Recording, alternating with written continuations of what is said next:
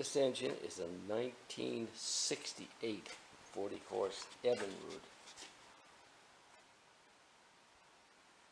Way past the time when most everybody else had standardized to a full gear shift lower unit with a sliding clutch.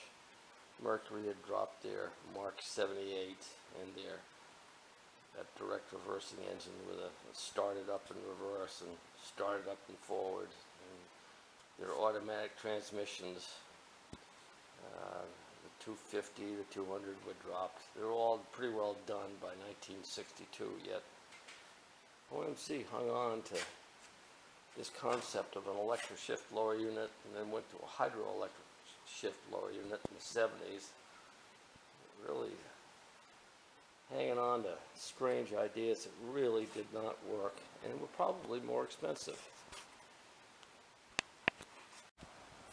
An Evinrude Selectra shift. Here we have an overheat light, and we have a choke switch, and then we have a regular key switch.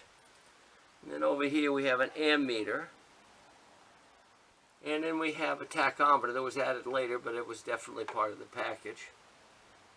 This is on an Evinrude 40 horsepower Selectra shift. This is an early Electra shift Evinrude 40 horsepower with a thermostatically controlled choke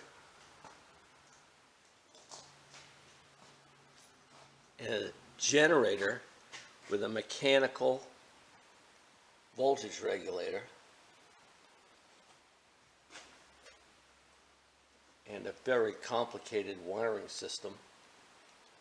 The boat has an overheat light, no buzzer, and it has a choke switch quite far away from the regular switch, located a little bit far from it, and a supposedly super silent shrouding. Now, this engine started out as a very, very simple 25 horsepower, put out about the same kind of horsepower, as far as I can tell, and all they did was just bore these things out bigger and bigger, so they ran rougher and rougher and consumed more fuel. This engine has a approximate 45% unburned fuel loss at running speed. That means that the fuel never even gets to the combustion chamber. It just goes overboard. And these are,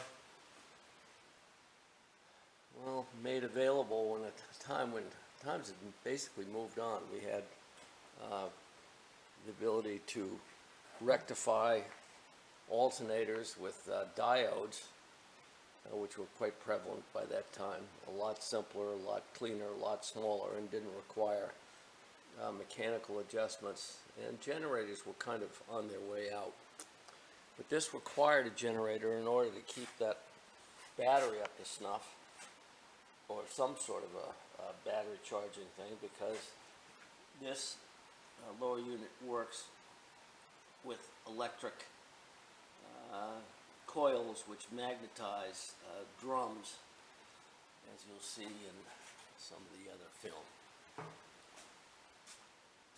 The other interesting feature about this engine is it has a control box which has buttons for forward, neutral, and reverse, and a throttle arm. The Johnson version has it all in the throttle arm. In other words, it has micro switches which, when you engage, go forward, push the throttle forward, it automatically shifts the thing into forward gear. Same thing with reverse. Same lower unit, but a different control box. Quite a bit simpler and more straightforward. Single control cable, obviously you don't need a shift cable because that's done electronically.